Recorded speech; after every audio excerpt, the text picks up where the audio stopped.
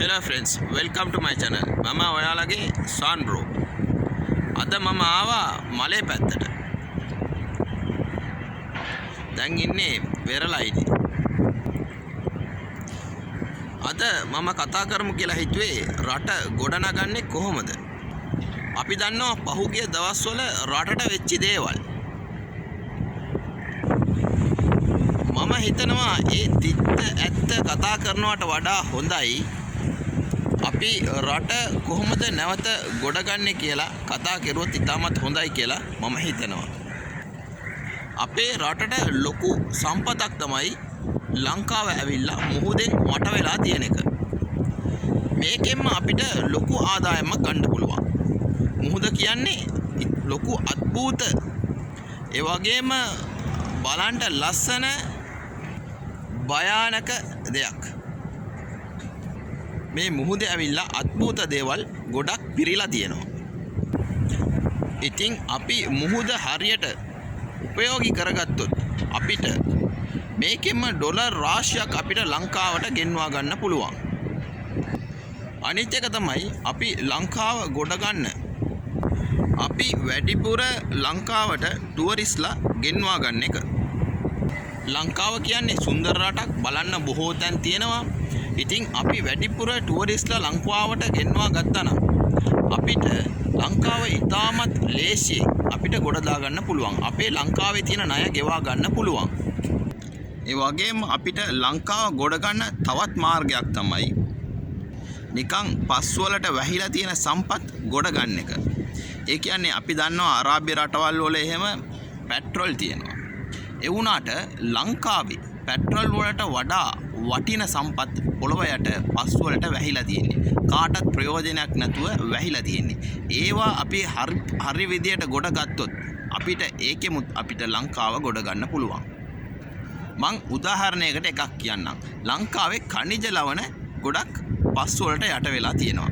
ඒවා ගොඩ ගත්තාම අපිට ඒකෙන් ලොකු ඩොලර් ප්‍රමාණයක් අපිට ලංකාවට ගෙන්වා ගන්න පුළුවන්. උදාහරණයට අපි මිනිරන් ගත්තොත් මිනිරන්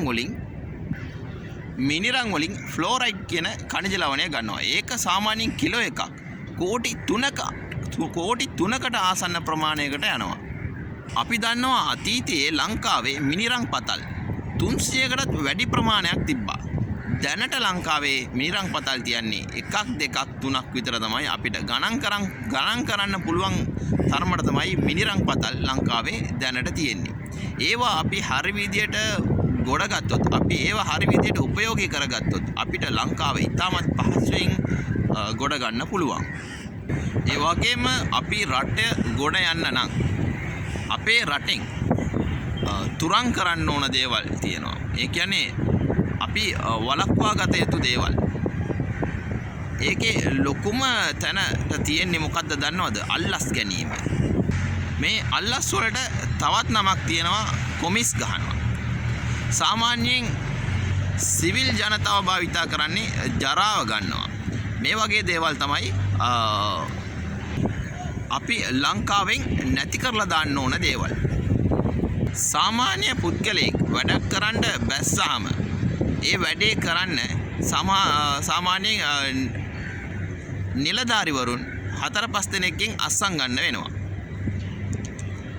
ඒ අස්සම් ගන්න අල්ලස් දෙන්න වෙනවා. අල්ලස් දුන්නේ නැත්තම් ඒ වැඩේ කරලා දෙන්නේ නැහැ. සාමාන්‍යයෙන් සල්ලි තියෙන පුද්ගලයෙක් නම් දෙන්න පුළුවන්. සල්ලි නැති පුද්ගලයා ඔය වැඩේ අත්හැරලා දාන්න වෙනවා. ඉතින් අපි මේ වගේ දේවල් අපේ රටින් තුරන් කරලා දාන්න ඕනේ. ඉතින් යාළුවනේ, මම දැන් ඇවිල්ලා ඉන්නේ මලේ වරායට ආවේ. වරායේ පැත්තක වාඩි වෙලා ඉන්නවා. මට මේ මුහුද දැක්කාම මෙච්චර සම්පත් තියාගන්නනේ අපේ ලංකාව ලෝක වටේටම ණය වෙලා තියෙන්නේ කියලා හිතෙනවා. ඉතින් යාළුවනේ, මම මේකට පස්සේ දෙකටම වීඩියෝස් දානවා. මෙතෙක් අපේ channel එක subscribe කරලා නැත්නම් subscribe කරන්න, ඒ වගේම like කරන්න, share කරන්න. මේ වීඩියෝ එක ඔයාලා ප්‍රයෝජනවත් කියලා හිතුවනම් like කරන්න. ඉතින් යාළුවනේ, මේ වගේ හොඳ ප්‍රයෝජනවත් වීඩියෝ එකකින් අපි නැවතත් හමු වෙමු.